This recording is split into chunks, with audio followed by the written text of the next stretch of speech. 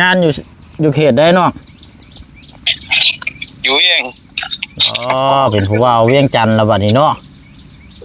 อันก่อสร้างบ่นี่นะโดยโอ้นี่พี่น้อย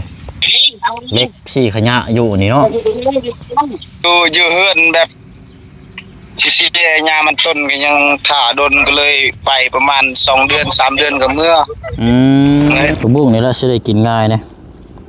แต่ขาวๆนะเริ่มเลยพวกวันนี้ก่อนนี่สุกหน่วยนึงแต่ว่านกเริ่มมาจอดกินฮึบ2 เครื่องบาทครับบอ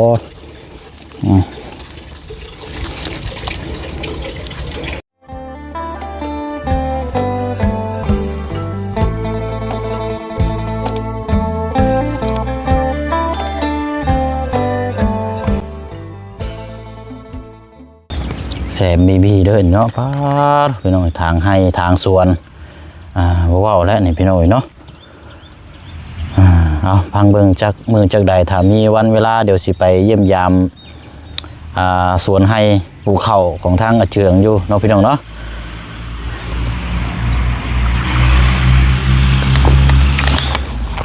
ทอดให้พี่น้องยังบ่เศร้าอยู่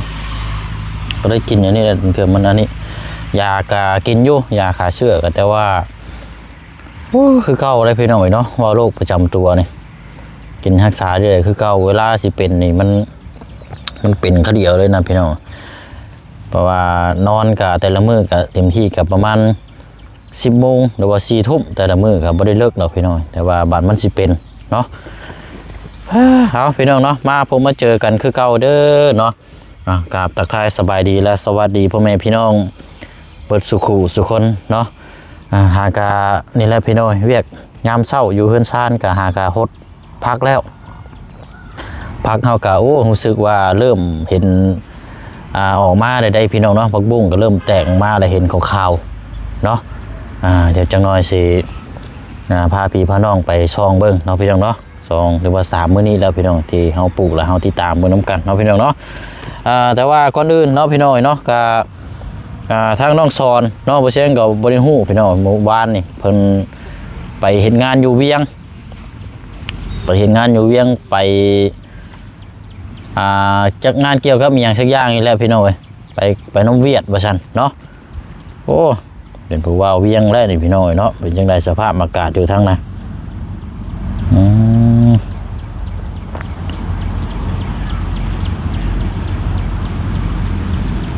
เดี๋ยวผมสิโทรดินน้ำน้องเพิ่นก่อนพี่น้องเนาะเพราะว่ากินนี่ก็ยอดโทรหาอยู่พี่น้อยน้องเพิ่นว่าพักเบรกอากาศมัน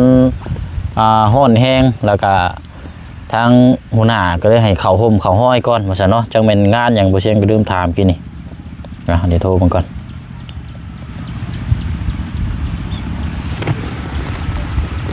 โอ้ไก่ได้พี่น้องเนาะเดินทางตัวเวียง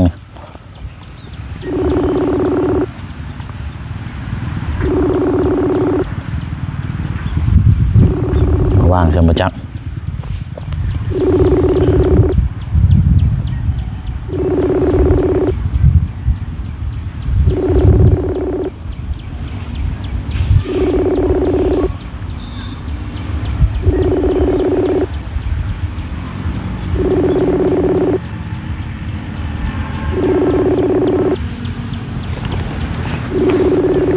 สงสัยเห็ดเวียกแล้วนี่พี่น้องเขางานแล้ว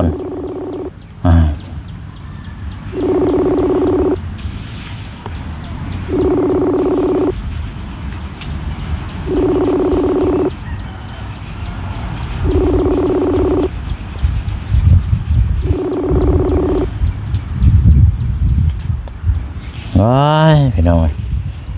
เขางานแล้วกินนี่โทรยอดน้ำว่าพักเบรกว่าซั่นพักเบรกทางหัวหน้าให้เขาห่มเขาห้อยก่อนอากาศมันแดดฮ้อนว่าซั่นเนาะ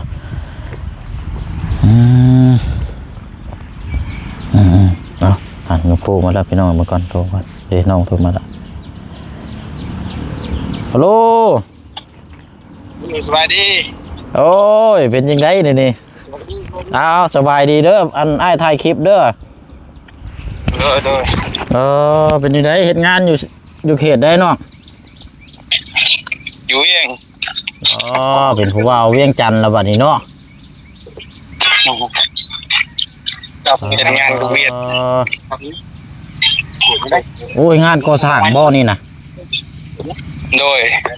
โอ้นี่พี่น้อยเล็กสี่ขยะอยู่นี่เนาะ โดย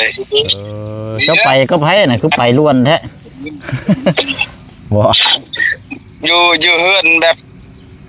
สิยามันต้นก็ยังถ่าดนก็เลยไปประมาณ2 เดือน 3 เดือนก็เมื่อ อื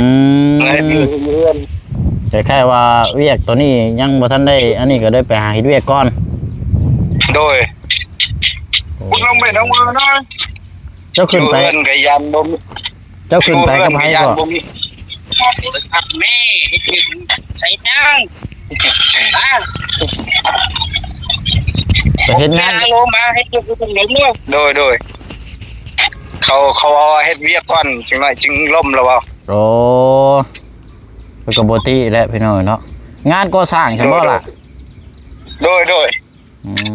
มเอาสามีเวลาเดี๋ยวให้สิโทรดินนำเด้อ โดย เฮ็ดเวียกได้ก็ได้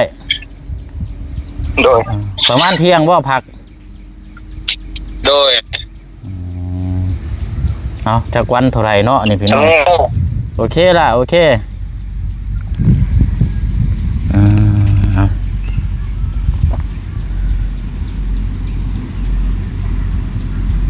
ผิดเวียงน้ำเวียดพี่น้อยเนาะงานก่อสร้างเวียกงานก่อสร้างจากวันน่าจะเป็นรายวันแหละถ้าว่ารายเดือนนี่มันก็ช่วงสีเรายากอยู่นะพี่น้องเนาะงานก่อสร้างเห็นรู้สึกว่าเหมือนแบบเทคอนกรีตอย่างสักอย่างอะไรกินนี่พี่น้อยเนาะเอาก็ดีเนาะพี่น้องเนาะสำหรับทางน้องเพิ่นก็หาประสบการณ์ใหม่ไปเฮ็ดงานอยู่เวียงไปกับทางอ้ายน้องเจืองผู้ชื่อว่าเมียป้าอะไรพี่น้องอุ้มลูกน้อยเนาะคนนั่นแหละพี่น้องไปน้ำกัน2 คนหรือว่า3 คนนั่นแหละไปในช่วงฐานหญ้ามันขึ้นมาแล้วประมาณเดือน2-3 เดือนการหญ้ามันปงขึ้นแล้วก็จังลงมาเลยมาตัดประมาณนี้นะพี่น้องโอ้แสดงว่านี่ก็อยู่เฮือนเนี่ยกระทั่งพออยู่คนเดียวแล้วบาทนี่พี่น้องเนาะอย่างได้พี่น้องไอ้บ้าน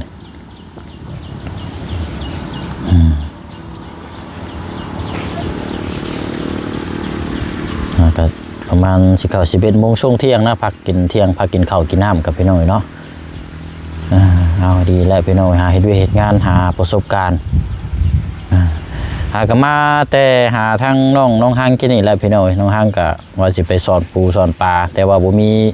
คนเอาพดักทางน้องห้างบอกว่าน้องสอนเป็นไปเวียงก็เลยมานั่งแล้วก็โทรหากินนี่พี่น้องเนาะเข้ามาแล้วก็พอดีทางเอื้อยเพิ่นนั่นเจ้าของที่เฮาเช่าที่ดินกินนี่แหละพี่น้องเพิ่นขี่รถจักรเข้ามากับลูกเต้าแต่ว่าเข้ามาบัดยังบ่ทันได้ถามครับบ่เสียงว่าสิถามมาบัดขี่รถจักรมาเมื่อแล้วพี่น้องก็จะมาเจาะเบิ่งบ่เนาะหรือว่าจังไดพี่น้องกล้วยก็มากล้วยบ่เสียงก็ตัดเครือนึงว่านี่ให้ทางน้องสอนตัดแล้วก็มาห้อยไว้นี่แหละพี่น้องแล้วก็อีกเครือนึงตัวนั้นก็สุกแล้วเครือตัวนั้นพี่น้องสิตัดมาห้อยไว้อยู่แต่ว่าทางเจ้าของเพิ่นยังมาเอาก็ได้พี่น้องเนาะบ่เชิงสิห้อยไว้นี่แหละเพราะว่ามันสุกแล้วป้ายไว้พุ่นมันมุดแมงนูยังมันกินแล้วมันสิทิ่มเหี่ยวสิซื้อพี่น้องเนาะเนาะไปอะไรพี่น้อยรอชมบรรยากาศเบิ่งสวนพักน้ำกันอีกจักเด็กจักน้อยเนาะเดี๋ยวจังออกไปเห็นด้วยเห็นงานมื้อนี้กะวันศุกร์พุ่นแหละเนาะวันศุกร์พุ่นแหละบ่เสียงก็สิเดินทางเมื่อบ้านก่อนรอบนี้กะวันศุกร์เดินทางเมื่อบ้านก่อนรอบนี้กันแล้วจังขึ้นมาใหม่อีกเนาะพี่น้องเนาะไปมาไปหั่นแหละพี่น้องเนาะหาแนวแก้หาวิกฤตแก้แนวทางออกก่อนพี่น้องน้ำมันนักช่ำช่วงนี่ก็สิเมื่อขอเอารถจักรไฟฟ้าทั้งเมน้องเปียวที่เพิ่นขี่ไปส่งลูกสาวเลยพี่น้อง เอามาไว้เล่นเวียกเวลาเล่นเวียกแถวใกล้นี่นะพี่น้องเพราะมันประหยัดน้ำมันแน่บ่ซั่นแต่ว่าเฮาเดินทางไกลจังเอารถใหญ่ไปนะพี่น้องเนาะถามบ่เสียงคิดในวิกฤตในตอนนี้ได้พี่น้องเนาะเพราะว่าอาจจะซอยได้เพราะว่าน้ำมันในเติมเมื่อวานนี่400,000ได้10ลิตรนึงพี่น้องเพราะเรา11ลิตรซับมื้อนี้ก็จะว่าพุ่งขึ้น34-35แล้วจักพี่น้องต่อลิตรเนาะสำหรับทางน้ำมันกระสวนนี่แพงพี่น้องเนาะโอ้ยอยู่แถวลุ่มพุ่นกะหาเติมน้ำมันนี่ก็ยากแล้วทางแม่น้องเปียวว่าเมื่อวานนี่ต่อคิวกันสุดท้ายคนที่ต่อกับสุดท้ายก็กลับเมื่อซื่อๆว่าซั่น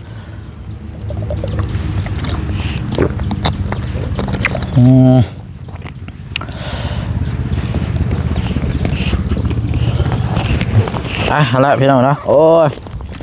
ชวนพักน้ำกันบัดนี่หากเช้าที่นี่พี่น้องเราไม่ได้ใช่พี่น้องเบิ่งเวลาตอนเห็นเวียกเพราะว่าเขาเห็นเลือดแล้วมันก็เลยนั่นพี่น้องเป็นมุมบรรยากาศให้มองน้ำ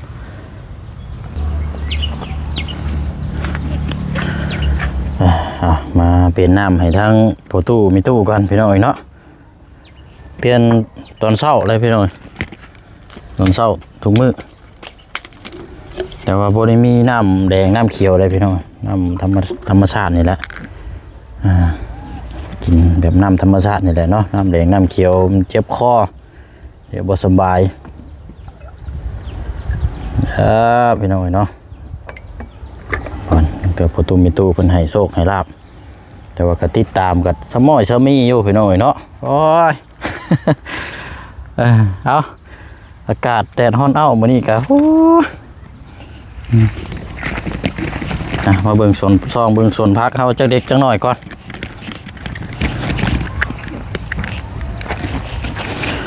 อันนี้จะเป็นนานผักบุ้งพี่น้องผักบุ้ง2หรือ1นี่แหละผักบุ้ง1เนาะนี่มันแตกแล้วนี่พี่น้อง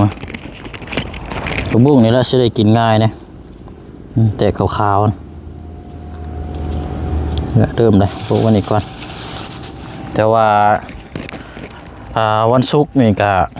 สิเดินทางมื้อบ้านก่อนแหละพี่น้องยันบ่มีไผได้สิมาฮดให้นี่บัดพี่น้องเนาะเพราะว่าทีมงานก็บ่มีไผขึ้นมาครับหาน้องนิ้วอยู่ให้น้องนิ้วฮดแทนหรือว่าทางปู่สิมาอยู่นำแหละพี่น้องเนาะสำหรับบนเบียนเบิ่งดูแลซอยกันแต่ว่าทางน้องๆเพิ่นก็ค้าเวียกอยู่พุ่นแน่ติดตามเบิ่งนำกันแหละพี่น้องเนาะทางพี่น้องว่าโอ้ยหากระทางสำรองไว้เด้อบ่เสียงเด้อว่าซั่นเนาะเพื่อป้องกันน้ำประปามันบ่ไหลนี่มันสิยากเนาะของปลูกของพังนี่มันบ่มีน้ำสำรองว่าซั่นเนาะก็มีแต่กระถางนี่แหละพี่น้องเอ้ยกระถางแบบใหญ่มันเอาไว้ก่อนพี่น้องเนาะยังบ่มีงบอยู่มันใช้จ่ายหลายอย่างพี่น้องเฮาเข้ามาเฮาก็ซื้อใหม่หมดเลยทั้งใส่พื้นใส่ไผมีแต่จกเงินเนาะแหละพี่น้องเนาะมันเริ่มใหม่หมดเลยเด้อค่อยเป็นค่อยไปนี่ก็จะเปิดไว้ในกระถางและเรียงไว้ก่อนเปิดให้มันเต็มนี่ก่อนจังมาปิดไว้เถื่อภัยเถื่อน้ำมันโมไหลมากในแค่ในตอนแรกก็จะเอาตัวในกระถางนี่แต่ว่ามันอาจจะโบทั่วถึงแล้วพี่น้อยเนาะไปเดี๋ยวบุกไปสวนกล้วยพุ่นก่อนพี่น้อยพี่พี่น้องไปบุกสวนกล้วยไปเบิ่งอันนี้ก่อนอันนี้แหละกล้วยทางน้องสอนตัดมุสุกอยู่พี่น้อยแต่ว่ามีเครือหนึ่งสุกแล้วเอามาตัดหอยไว้อีกก่อนไปมาอยากจะกิน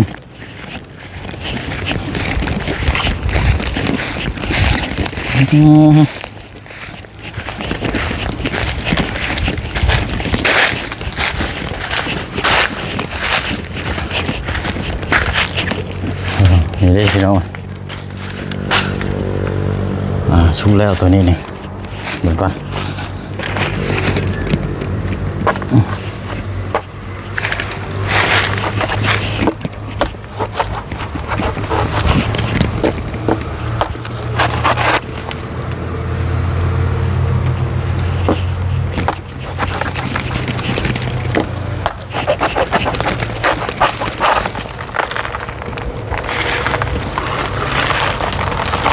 ปลาเลยนะ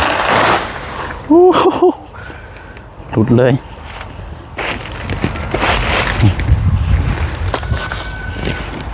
มา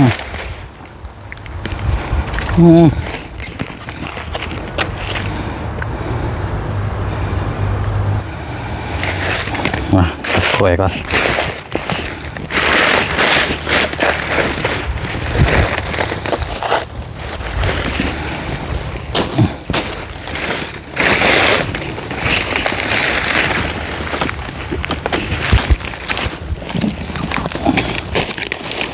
ลุบยางเหนียวแค่ได้หนึ่งยางกล้วยนี่พี่น้อง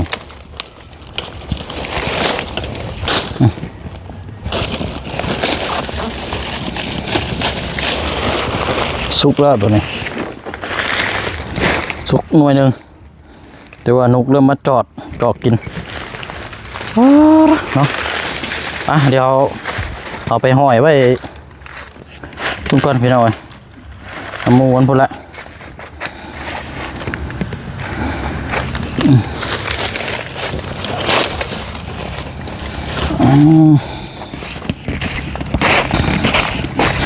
มากกับโบค่อยง่ายเป็นไร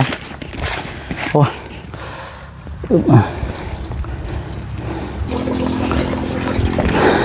เนาะมาต่อกันอยู่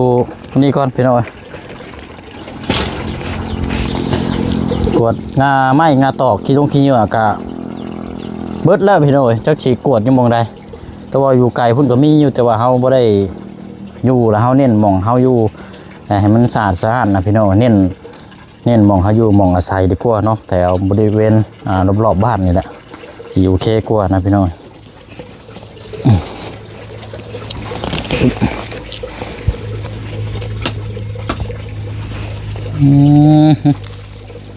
ก่อน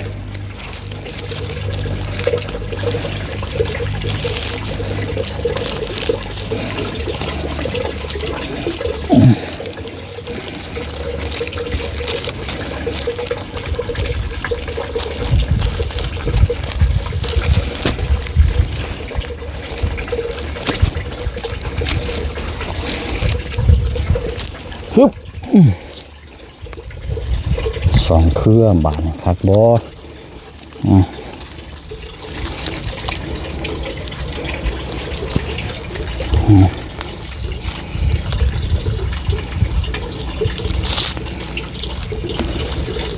ผู้วงมีมะกล้วยเกิดบาทนี่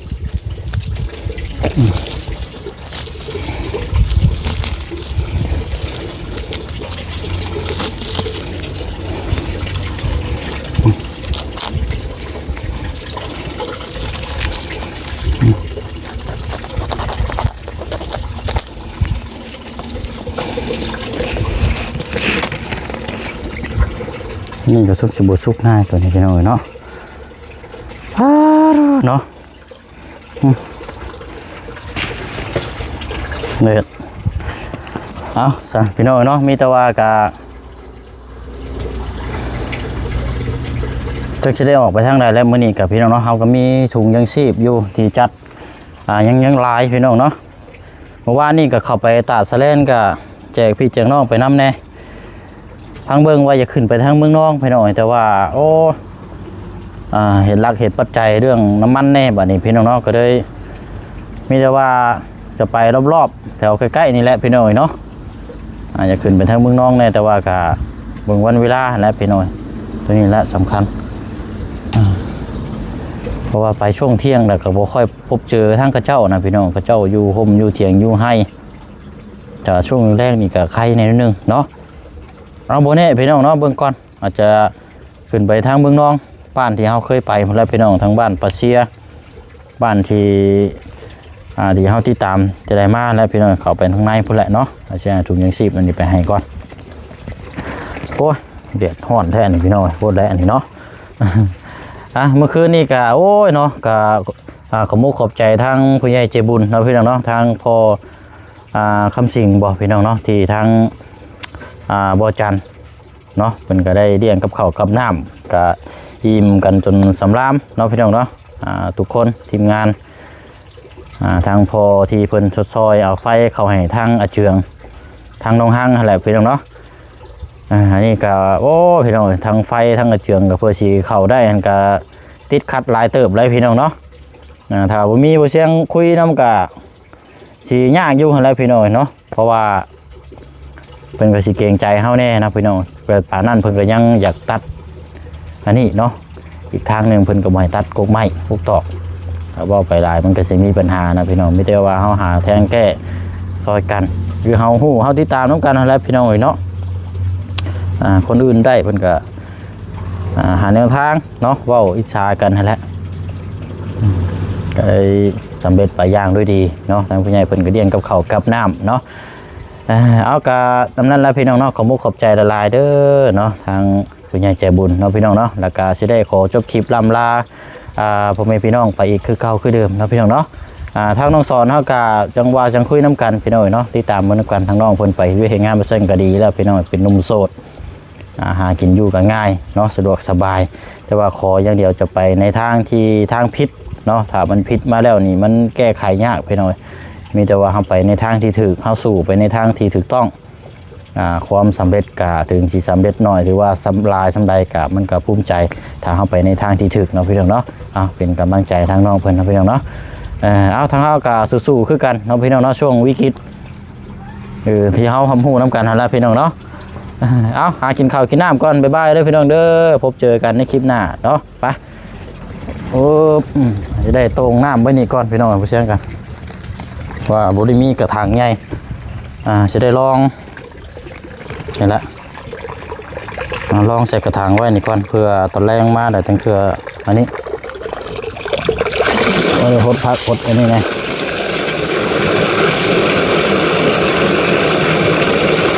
สายยางกับขันมีกับพวกเราพี่น้องจะเอาตั้งไว้พุ่นกระถางตั้งไว้แจพุ่นพดอันนั้นพี่น้องแต่ว่ามันก็หลายอย่างพี่น้องเนาะเอาไว้ก่อนจกหน้าจกดังอยู่